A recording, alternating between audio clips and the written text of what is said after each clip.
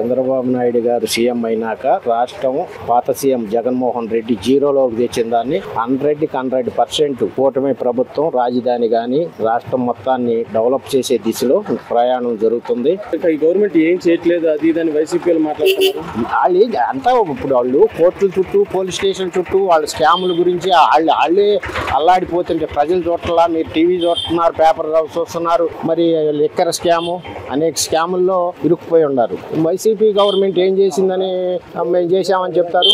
వాళ్ళు చంద్రబాబు నాయుడు గారు వచ్చినాక మరి ఎంత దూరం రాష్ట్రం డెవలప్ అయింది, నిరుద్యోగాలు ఎంతమందికి వస్తున్నాయి, ఉద్యోగ భక్తి, ఇప్పుడు రాజధాని డెవలప్మెంట్, కాలువలు, వాటరు, మరి అన్ని పరిపాలన బాగానే ఉంది. ప్రజలు అందరూ చూస్తానే ఉన్నారు కదా. అంటే మేమున్నప్పుడే పథకాలు ఇచ్చాము, అన్ని చేసాము. ఈ గవర్నమెంట్ వచ్చి 11 నెలలు అవుతున్నా కానీ ఏమీ చేయలేదు. ఏదో ప్రచారాలు ఎందుకు చేయాల? పెన్షన్ 4,000 చేశారా, ఇట్లంగులకు 6,000 చేశారా, మరి పాస్టర్లకు 35,000 అని ప్రకటించి అది కూడా రిలీజ్ చేశారు చంద్రబాబు నాయుడు గారు. ఈ రాష్ట్రం డెవలప్మెంట్ అవ్వాలంటే కూటమి ప్రభుత్వం చంద్రబాబు నాయుడు గారు సీఎం గాని ఉంటేనే ఈ కూటమి ప్రభుత్వం పైకెళ్ళి ఈ రాష్ట్రాన్ని ఆంధ్రప్రదేశ్ గా తీర్చిదిద్దిద్దని మా నమ్మకం. అంటే ఇప్పుడు ల్యాండ్ ఆర్డర్ సరిగ్గా లేదు, ఇష్టం వచ్చినట్టు గొడవలు చేస్తున్నారు, తప్పులు అరెస్టులు చేస్తున్నారు, కేసులు పెట్టి ఇరికిస్తున్నారు, అది ఇదని వైసీపీలు మాట్లాడుతున్నారు. ఎందుకు పెడతారండి అక్రమ కేసు? ఇప్పుడు మీరున్నారు, నేనుండా, మా మీద పెట్టరా కేసులు?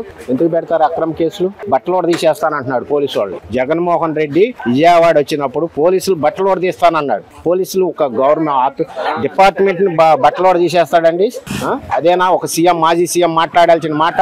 వాళ్ళు కోర్టుకు వెళ్తున్నారు, క్షమాపణ చెప్పమని పోలీస్ సంఘాలు డిమాండ్ చేసినాయి. దాని మీద ఆయన ఏం చెప్తాడు? పోలీస్ డిపార్ట్మెంట్ ని బట్టలు తీస్తాడా? మరి ఆయన చేసిన హరాస్మెంట్లు, పోలీసులు ఎంత హరాస్మెంట్లు చేశాడు? మరి ఆయన చేసేది అన్ని తప్పులే కదా. ఇప్పుడు నువ్వు మంచి పని ఫలాంటి నేను చేశాను అని నిరూపిస్తానికి ఏముంది? రాష్ట్రంలో మొత్తం అప్పులు చేశావు, జీరోలో రాష్ట్రాన్ని వదిలో వెళ్ళావు ఓడిపోయి. మళ్ళీ ఆ 11 కూడా ఇచ్చిన వాళ్ళు ఎందుకు ఇచ్చామా అని బాధపడుతున్నారు ఓట్లు వేసిన వాళ్ళు. అంటే నెక్స్ట్ మేమే వస్తాము, మళ్ళీ ముఖ్యమంత్రి ఎక్కడికి వస్తాడు? కిష్ట బ్యారేజ్ మీద కూర్చొని దండం పెట్టమానండి. మేమే ప్రజలు వేయాలి కదా. నేను ఒక్కడే, మీరు ఒక్కళ్ళు కాదుగా, ప్రజలు అందరూ చూస్తున్నారు గవర్నమెంట్ విధానం ఎలా ఉందనేది. అది దృష్టిలో పెట్టుకొని కూటమి ప్రభుత్వం బాగా చేస్తుంది. అంటే వైసీపీ మాజీ ముఖ్యమంత్రి అయ్యింది, ఉన్నతాధికారులు బట్టలు కూడా తీసి నిలబెడతాను, మీరు నన్ను అధికారంలోకి వస్తే మిమ్మల్ని సస్పెండ్ చేస్తానని మాట్లాడటం కరెక్టేనా?